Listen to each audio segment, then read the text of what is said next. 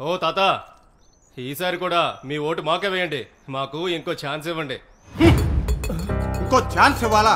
దేనికి? పెన్షన్ పంచే అవకాశం ఉన్నా ఇవ్వనందుక? కావాలనే పెన్షన్ నిలిపివేసినందుక? పాపం వాలంటీర్ని పావులుగా వాడుకుని మీ డ్రామాలకు రాజకీయ రంగు పులిమి మాలాంటి 33 మంది వృద్ధుల చావుకి కారణమైనందుక?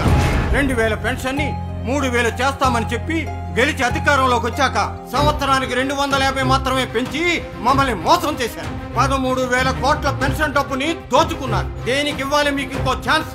ఇక మిమ్మల్ని మీ గాలి మాటల్ని నమ్మము. ఒకసారి చేసిన తప్పు మరోసారి చెయ్యము. అందరి ఇంటి వద్దకే వచ్చి నెలకి 4,000 రూపాయలు పెన్షన్ ఇస్తానని మాటిచ్చిన మా బాబు గారికి టీడీపీ, జనసేన, బీజేపీ కూటమికే మా ఓటు. కుర్చీ ఖాళీ చేయాల్సిన టైం వచ్చింది. జరుగు జగన్, జరుగు. జరుగు జగన్, ఖాళీ చేయి కుర్చీ.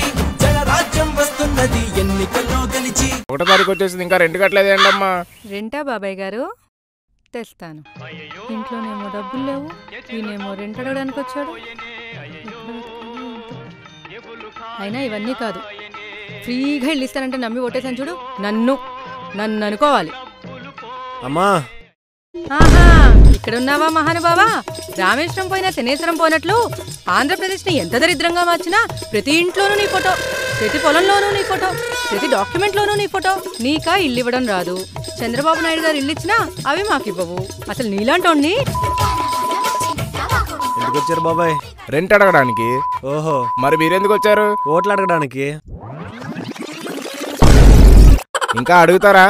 మరి ఎంత మంచిగా మర్యాద చేసినప్పుడు ఇంకేం అడుగుతాం? తీసుకొచ్చాను బాబాయ్, తీసుకోండి. బాబు, అమ్మా, మీరెవరు? చెత్త పట్టుకెళ్ళడానికి వచ్చామమ్మా. పట్టుకుపోతున్నాం. పట్టుకెళ్ళండి. జరుగు జగన్, ఖాళీ చేయి కుర్చీ.